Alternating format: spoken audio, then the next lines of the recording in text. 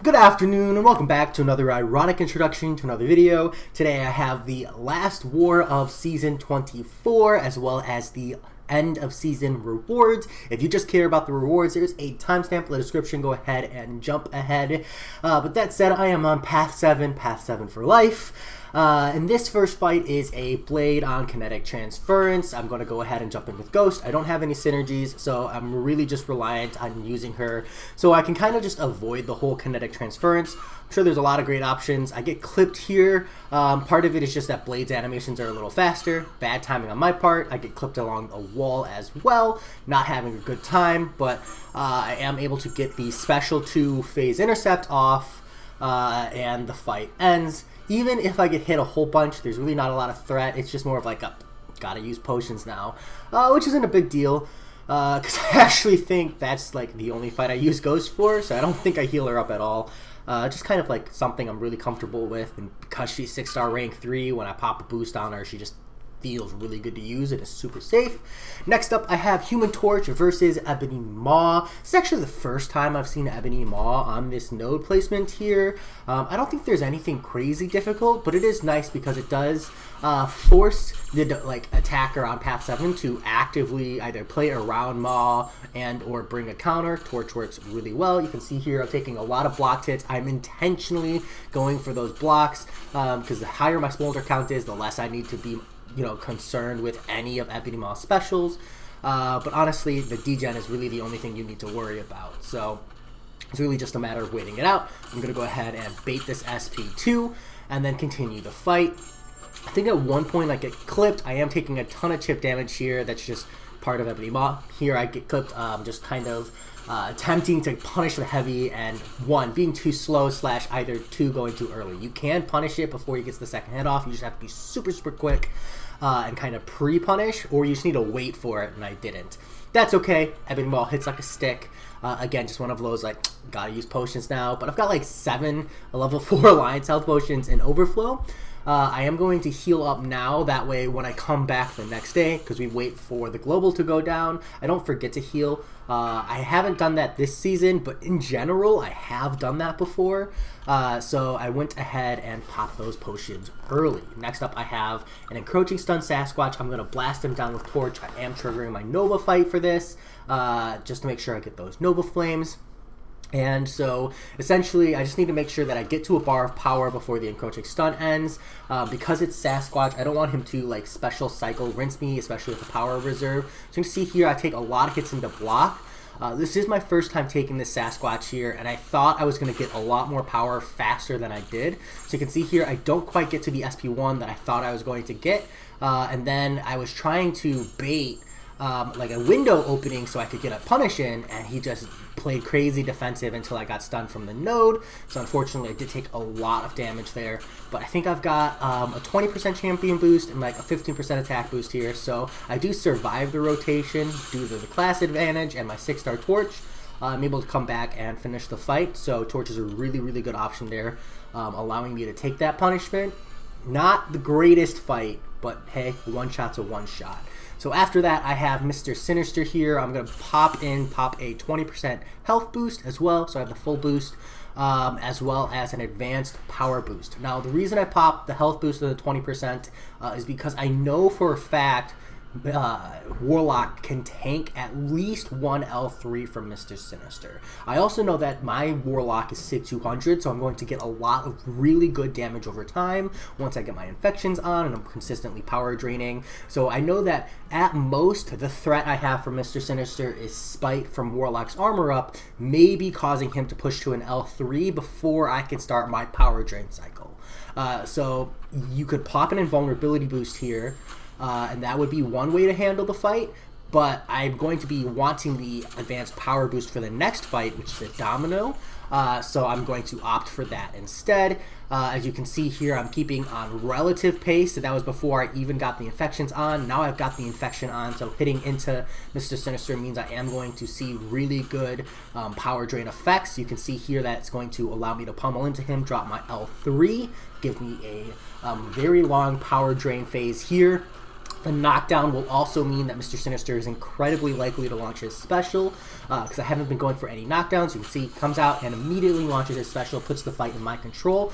The only thing I gotta worry about is that the concussion means I won't get my parries, the parry stuns. But that's okay, it's very short, wait it out, and then it's just a matter of knocking him down early, so I can, again, reset that heavy AI aggression. And you can see now with like medium, I think I do 3 lights, or 4 lights, depending on the situation.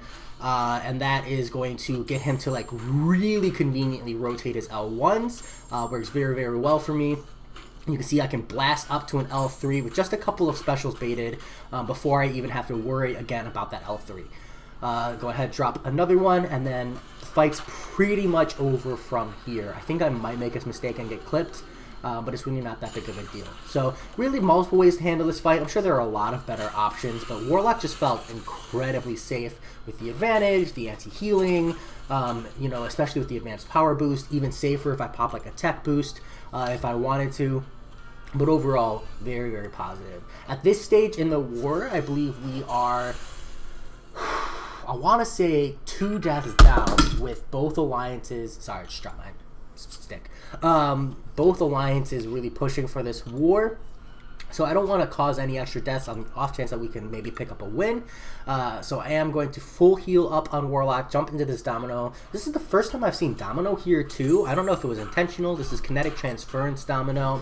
Not as threatening as the powerful from afar Spite, because you don't have to worry about power gain as much. With Warlock, I don't really have to worry about going unlucky, so I can dex the special 1. Really the only thing I have to worry about for the most part is when Domino goes lucky, and then I have to worry about her evading and punishing me. So you can see here I'm hitting into her evade. She immediately launches the L1, but I'm able to very quickly back off and recover, so it's not that big of a deal.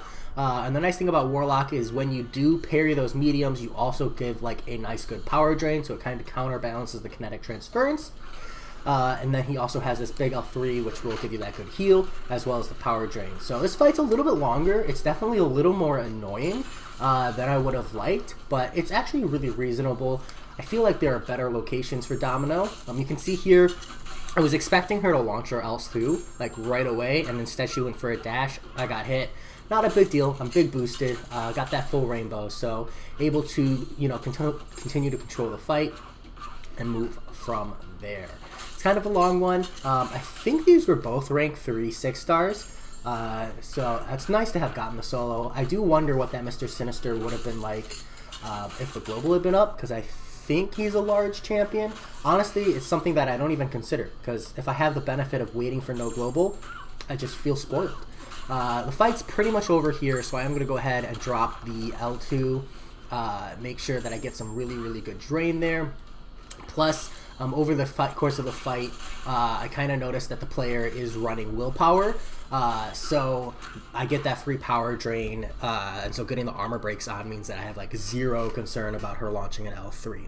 So that was my last fight. We did end up losing that war. We got Platinum 1 rank 30, so really cutting it close there on the P1. This is my first ever Plat 1 placement, so that's actually really, really cool. And rank 30 gets the same rewards as rank 1, so hey, hopefully we'll be in Masters next season. So this is really exciting. I get 5 5-star crystals and 2 6-star crystals. This is like the biggest crystal opening I've ever had outside of like Abyss content and stuff, because you know I don't save crystals. So I'm gonna go ahead and do the 6-star crystals first. And so this first one, I'm going to go ahead and just regular spin out, and kind of see where my luck is. Kind of play the field, spin, spin, spin, and tease Iron Patriot. You know, to an extent, I can't expect a good crystal because, you know I got Warlock recently, so I'll take the Iron Patriot. But at that moment, I did get a little superstitious. I thought, hey, maybe I need to bring up the good old pep method. So Pep, if you're watching, I went ahead and I pepped this 6-star because, you know, it's worked for me in the past. And, you know, I think it worked for me here. It's really up for a debate, but I went ahead and pepped it. 6-star Kingpin, I poked my alliance mate, hee hee. He really is like a Kingpin guru at the moment, like really pushing that champ. So I'm going to give him a try. I think after seeing the Awakened ability, I think I like the 5-star more because of the Awakened ability, but I'll see where I feel on the 6-star. You know, at the very least, I'll level him up just to play around with, but could be interesting. I'm definitely excited to play test it. A 6-star Kingpin means that I don't have to rank my 5-star to test, so at the very least, that's nice. I am going to jump in and pop 5 of these 5-star hero crystals. I am a basic crystal spinner. Call me basic, don't care. But I'll go ahead and spin this first one, pop the next 4. There's really only a handful of champions that I'm still hunting for. That Dragon Man that got teased, Cosmic Ghost Rider, and Apocalypse, I think, in the basic pool. First one's Rogue. Not a big deal. For the most part, 5 stars are just ISO to me, so it's really not that serious. And surprise, surprise, ISO, ISO, ISO. Those are my season rewards. Hopefully y'all got something good. I'm pretty satisfied. That 6-star Kingpin definitely looks like fun to me. I do like having 2 new 6-star champions. That's always good. And then I'll have another 6-star after today's monthly event. So I'm looking forward to that. Hopefully catch you all on the stream over at Twitch. But as always, I hope you enjoyed, and I'll talk to y'all later. Peace.